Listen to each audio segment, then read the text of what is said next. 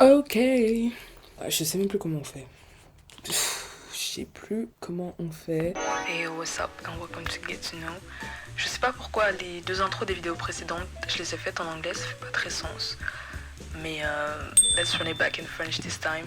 Get to Know, c'est une série de vidéos où je vous parle d'artistes que j'aime énormément, de plasticiens, plasticiennes, des musiciens, des musiciennes. Je vous parle de leur craft, de leurs attaches créatives, de leurs inspirations, en espérant que vous les aimiez autant que moi je les aime et puis que vous continuez à suivre leur travail après la vidéo. Et voilà, je vous laisse avec la vidéo. Hey. Hi. Aujourd'hui, je vais vous parler de Howardena Pindell. Howardena Pindell, c'est une artiste plasticienne qui est afro-américaine. Elle est née en 1943 à Philadelphie, puis elle a déménagé après et elle vit actuellement à New York. Elle est née en 1943, donc dans le contexte ségrégationnaire américain. Elle a étudié à Boston et à Yale. Et puis elle a travaillé au MoMA pendant 12 ans en tant que curatrice entre 1967 et 1979. Elle enseigne aussi à Yale plus tard entre 1995 et 1999. En parallèle, elle continue à créer dans son studio dans le Bronx. Voilà, pour la biographie assez rapide.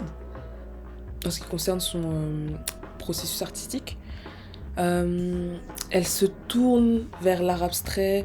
Parce que de base, elle faisait un peu d'art figuratif, elle se tourne vers l'art abstrait. Quand elle arrive à New York, elle a été exposée à plein d'arts différents qui l'ont inspirée à changer un peu sa manière de faire de l'art. À plein de couleurs, à plein de textures, à des installations, à du texte, à des patterns différents. Du coup, sa création artistique, elle s'insère dans un processus de destruction du médium qu'elle utilise et de reconstruction de ce médium ensuite.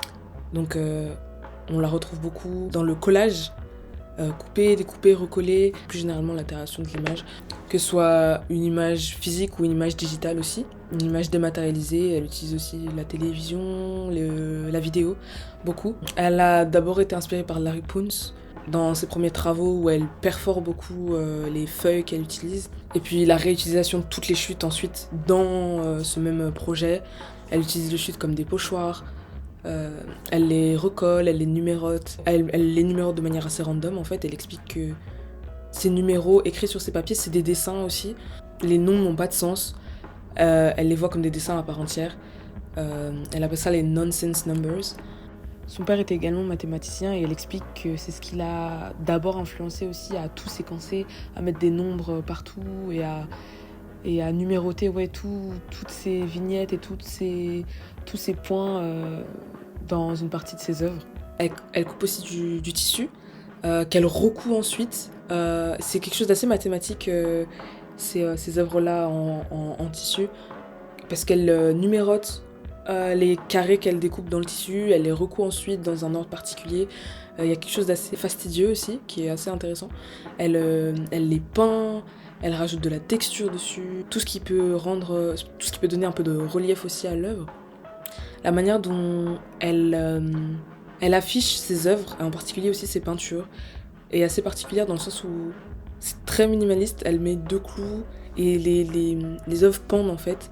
C'est vraiment la matière brute posée sur un mur avec deux clous. Elle explique aussi que la reconnaissance qu'elle a, il lui a fallu 50 ans pour l'obtenir. Et elle explique qu'en fait que c'est pas le nombre d'années qui la choque, le nombre d'années pour obtenir cette reconnaissance, mais le fait qu'elle ait obtenu une reconnaissance plus généralement. Pour donner un contexte aussi, bon, elle est née en 1943, donc en plein système ségrégationniste américain.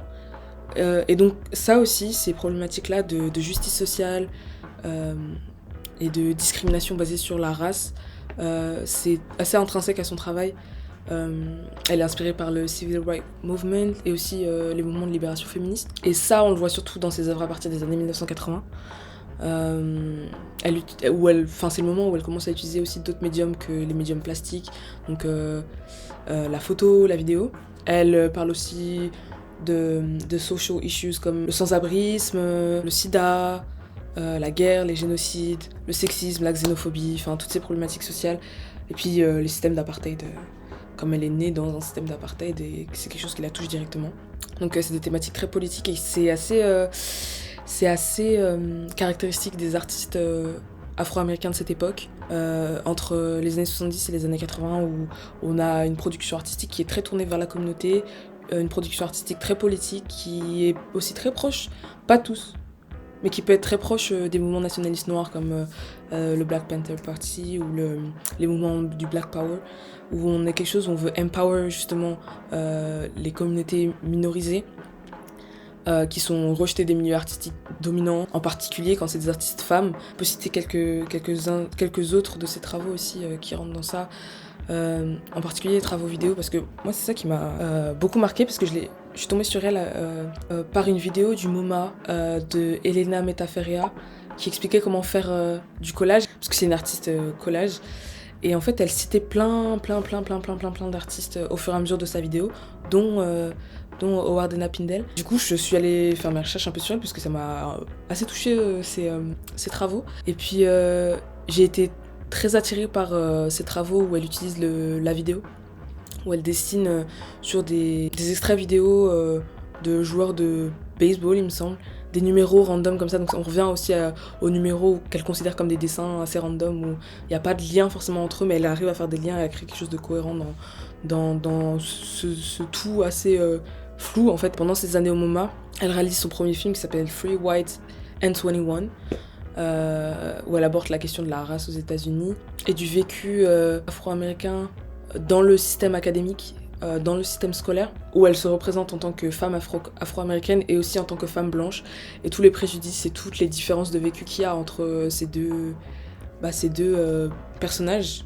finalement. Donc comme je disais avant, elle est très impliquée dans la lutte pour plus de justice sociale, pour l'égalité de race, l'égalité raciale, et la lutte pour les droits des femmes.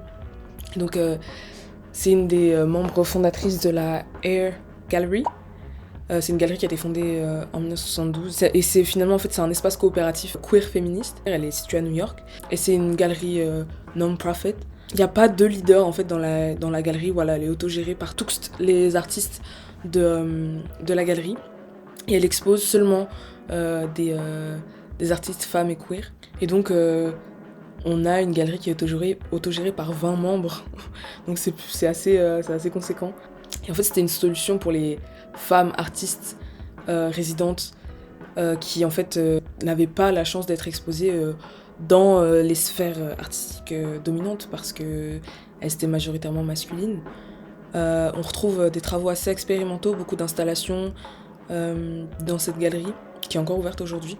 Et c'est un espace qui permet aussi pas seulement d'exposer, mais aussi créer du lien social entre les artistes et aussi le public. Il y avait des fêtes, des repas organisés par les membres. Howard Pindell, on peut aussi l'insérer dans le Black Arts Movement, le BAM, qu'on peut situer entre 1965 et 1975. Il est super important de noter que dans les mouvements artistiques noirs afro-américains, au départ, les arts abstraits étaient pas du tout acceptés en fait. Il fallait que l'art dépicte l'expérience afro-américaine. Du coup, les arts abstraits étaient relayés à un rang un peu de seconde zone, pas du tout mis en avant. Et en fait, c'était décrit comme des arts blancs qui n'avaient pas leur place en fait au sein de la bulle artistique afro-américaine. Donc ça aussi, c'est quelque chose d'important à noter. Son art aussi n'a pas eu la reconnaissance qu'il aurait pu avoir au sein même des communautés afro-américaines à cause de ça. Le leader et l'instigateur de ce mouvement, c'est Amiri Baraka, qui a créé un théâtre et une école à Harlem pour promouvoir l'art noir, les arts noirs. Les établissements n'ont pas duré très longtemps, 6 mois ou 1 an, mais ça a planté une graine chez beaucoup d'artistes afro-américains, et ça a été le début d'une effervescence en fait artistique chez plein de jeunes artistes afro-américains, afro-américaines. Et on retrouve aussi plein d'artistes femmes comme très importantes comme Nikki Giovanni, Dosake Shange, Amina Baraka. Et le but du mouvement, c'était vraiment de parler directement à la communauté. C'était vraiment FUBU, genre For Us, By Us. Et c'était assez inspiré par la Harlem Renaissance des années 1920.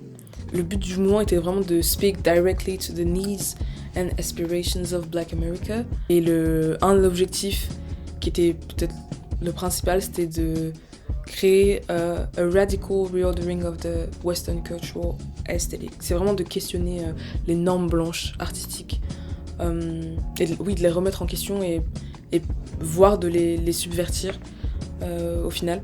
Je trouvais ça assez intéressant de parler de Howard et Napindel dans ce contexte des luttes féministes des années 70, jusqu'aux années 80, et puis des luttes pour la libération noire, parce que pour les luttes féministes, c'est des luttes qui sont racontées au féminin, ok, mais le narratif reste assez blanc. On a des figures blanches. Les plus connues, c'est des figures blanches. Et donc, parler d'Howard et Napindel ou d'autres artistes noirs, ça remet un peu en perspective ces luttes. Et ça montre que ces combats, en fait, ne sont pas seulement blancs, mais concernent aussi les minorités de race, qui sont parfois les pionnières de ces combats, si on est honnête. Souvent. Pas parfois, souvent, voire la plupart du temps. Et puis, en ce qui concerne le BAM, le BAM, le Black Arts Movement, c'est des histoires aussi qui sont racontées au masculin, alors que des figures très très très importantes de ces mouvements sont des femmes ou des personnes queer. Et donc ça remet aussi en perspective ces luttes, où parfois des femmes qui se revendiquaient de ces mouvements de libération noire et aussi ces mouvements féministes étaient mises de côté dans les mouvements de libération noire parce que elles étaient considérées comme des vendues, alors que en fait la lutte de libération des femmes et les luttes de libération noire vont de pair. Je trouve ça intéressant de remettre en perspective que ces histoires racontées au masculin, c'est comme le mouvement de la négritude, c'est une histoire qui est racontée au masculin, alors que les pionnières de ce mouvement sont les sœurs Nardal, et c'est elles qui ont introduit Césaire, Senghor, Damas au mouvement de la Harlem Renaissance et aux penseurs afro-américains. Il faut remettre en perspective et aussi redonner un peu leur fleur à ces femmes qui font partie intégrante de ces mouvements et qui sont parfois les instigatrices de ces mouvements et qui sont trop souvent invisibilisées. Et dans ce cas-là, dans le contexte artistique, quand on voit qu'Howard Napindel reçoit ses fleurs 50 ans après, ça veut aussi dire quelque chose, je pense, sur la façon dont sont considérées les femmes, en particulier les femmes noires, dans les milieux artistiques. Et donc, même si cette reconnaissance elle est assez tardive pour elle, aujourd'hui ça lui permet d'avoir un peu d'aide dans sa production artistique. Elle est âgée, elle a 80 ans maintenant. Elle expose maintenant aussi beaucoup à l'étranger. Il faut sachez, je suis matrixée. Avant 2016, la majorité de ses expositions, elles étaient encore aux États-Unis, et que à partir de 2016, elle a commencé à exposer à l'étranger. Une des expositions les plus importantes qu'elle a faites, c'était à l'étranger, elle s'appelait Howard and Napindel, A Renewed Language, qui a été premièrement exposée à Édimbourg en 2021 et puis à Dublin ensuite, au IMA. C'est une exposition un peu rétrospective où il y a ses premières œuvres et puis des œuvres plus récentes. Enfin, c'est comme un chemin où on retrace un peu sa vie artistique. Donc Howard Napindel, c'est une artiste et une activiste, en fait, qui n'a jamais cessé de créer, même si sa reconnaissance mainstream s'est fait un peu tardivement dans sa vie. Je trouve que ça remet beaucoup en perspective ce rush qu'on a aujourd'hui à tout faire tout de suite et très vite. Et ça donne aussi une leçon de persévérance, je trouve. Merci d'avoir regardé la vidéo. C'était une artiste qui me tenait beaucoup à cœur. J'avais très envie de faire une vidéo sur elle parce que elle m'inspire beaucoup et je trouve que son histoire est assez intéressante dans son implication dans les mouvements sociaux. Sa persévérance dans son art et sa passion, en fait, je pense qu'il l'animait depuis toujours. J'espère que vous avez aimé et puis j'espère que vous avez appris des choses et que vous allez checker un peu ses œuvres après cette vidéo. Et puis voilà. Merci beaucoup d'avoir regardé. Bisous.